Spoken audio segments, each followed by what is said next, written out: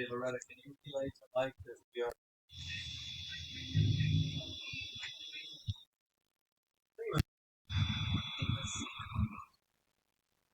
There's limestone.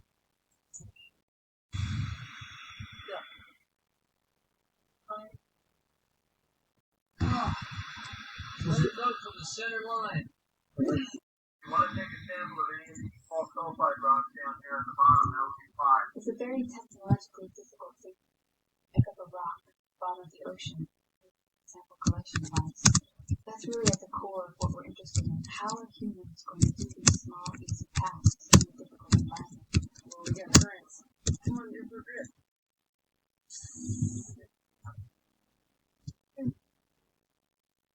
Like that.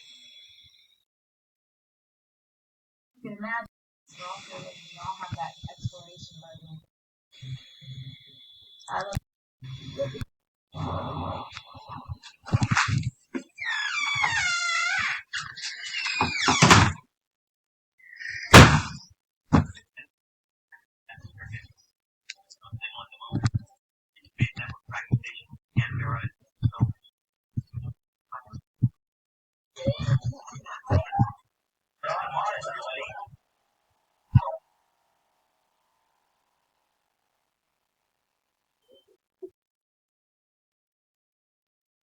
Equipped with high-resolution stereoscopic cameras and a Swiss Army knife's worth of geological and chemical scientists, the mission of the Mars exploration rovers was clear: find evidence of water in Mars's past, when conditions may have been more favorable to life.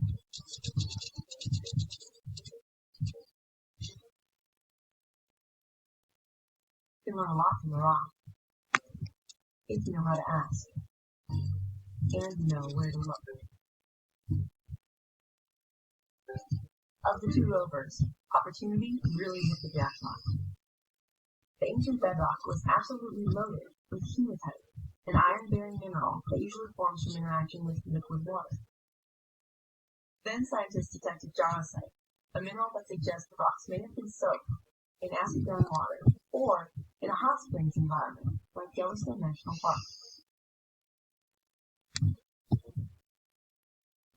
Other clues included empty cavities inside rocks where salt crystals may have dissolved away, and rippled sediment patterns, hinting at the presence of free-flowing water over thousands of years. And then there were the blueberries, tiny spears of hematite eroded out of the rocks and spilled out all over the surface. On Earth, spears like this form in the presence of water over time.